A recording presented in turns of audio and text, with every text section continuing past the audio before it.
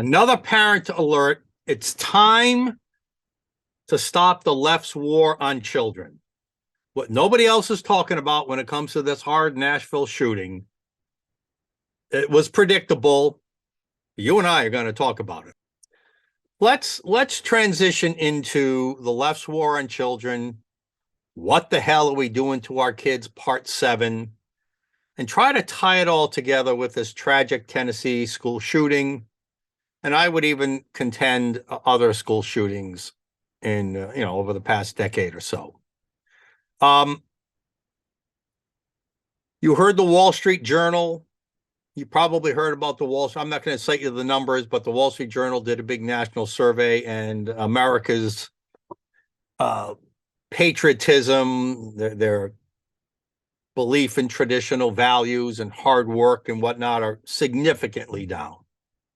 As I said when we criticized the Rhode Island Department of Education's agenda, the history of America hasn't changed. What has changed is the way it's being taught. We're teaching people to not believe in their country, to not believe in their neighbor if they're a different skin color or political philosophy. We're teaching people not to trust their God-given bodies and genders. We're teaching certain people that they're supremacists. We're teaching males that you're evil and that your masculinity is toxic. We're teaching females to strive to become a man for some reason. This is a war on children.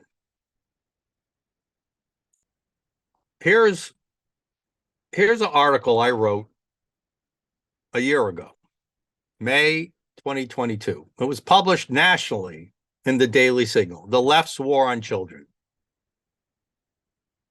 And it's still more relevant than ever. Let me just take you through some of the points I made in here.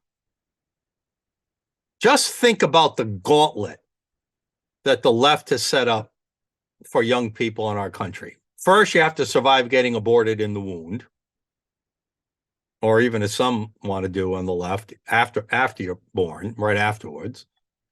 Think of the inappropriate and confusing, if not harmful, adult-level sexual content that's being introduced to kids as young as kindergarten. Concepts and sexual images that are far beyond their ability to comprehend. Think of the questions that schools, and we're going to talk about with our guest coming up, about questioning your gender and helping you transition and doing it without your parents' knowledge. Coercing people, I'm sure it's happening, to try to transition away from their God-given biology. Think of all the other gender dysphoria and the emotional stress it is to be told all the time that your country and your schoolmate and maybe even your parents are not healthy for you or are evil. Think of the sexual predators that seem to be let free all the time, that are out there to physically attack and abuse and caress, all emotionally damaging thing. Think of women who are losing all the Title IX gains they made because men are invading their sports. The lockdowns, the mandates, the masks, the remote learning, the lack of socialization that kids learn. And then even if you make it through all that, you're most of us who aren't white men are told you're part of some victim aggrieved class. That's an outrageous gauntlet that we have to navigate. So is it any wonder that we see so many emotionally disturbed young people? Because we're teaching them that. We're teaching them concepts they can't handle, and we're turning them into emotionally fragile, if not violent, young people. I don't care if you're in school, teenager, or 28 years old, like the Tennessee shooter. Obviously, she was in school just 6, 8, 10 years ago herself. This has been going on for over a decade or two. It's just only recently that it's really made front page news and headlines like us. So let's talk about that Tennessee shooting. Again, I asked the question I asked yesterday: do we need more gun control? Do we need more school control? Do we need to stop with guns, which have always been around?